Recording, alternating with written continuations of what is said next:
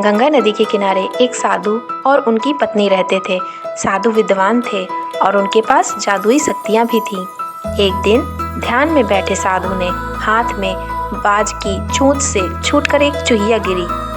उसकी छोटी सी पूंछ और चमकीली आंखें साधु को बहुत प्यारी लग रही थीं। जादुई मंत्रों से साधु ने चूहिया को एक प्यारी सी लड़की में बदल दिया और पत्नी से बोले, तुम संतान चाहती थी, अब ये हमारी बेटी बनेगी, इसे राजकुमारी की तरह पालो। साधु की पत्नी बहुत खुश हुई। सालों बाद वह लड़की सुंदर युवती बन गई। जब वह 18 की हुई तो साधु ने कहा, अब मेरी बेटी का विवाह ऐसे व्यक्ति से करना है जो सबसे बड़ा और योग्य हो। साधु ने सूर्य को बुलाया और कहा, क्या तुम मेरी बेटी से विवाह करोगे? पर बेटी ने मना कर दिया।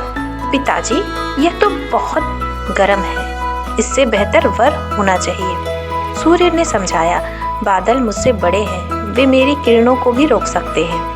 साधु ने बादलों को बुलाया पर बेटी ने फिर इनकार कर दिया। यह तो बहुत ही बदसूरत है। बादलों ने पवन देव का नाम सुझाया।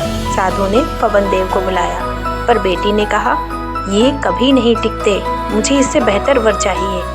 पवन देव ने पर्वत देव का नाम लिया, वे मुझे भी रोक देते हैं। साधु ने पर्वत देवता को बुलाया पर बेटी ने फिर से मना कर दिया।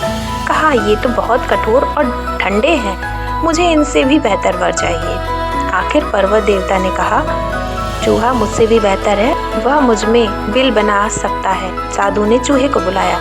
चूहे को देखकर बेटी खुशी से उछल पड़ी। पिताजी, यही तो वह है जिससे मैं विवाह करना चाहती हूँ। साधु समझ गए कि बेटी के मूल स्वभाव को बदला नहीं जा सकता। उन्होंने फिर उसे चूहिया बना दिया। चूहा और चूहिया ने खुशी खुशी शादी कर ली और साथ रहने लगे। इस कहानी से हमें यह शिक्षा मिलती है कि कोई अपने मूल स्वभाव को कभी नहीं बदल सकता, चाहे जितनी भी कोशिश कर लो।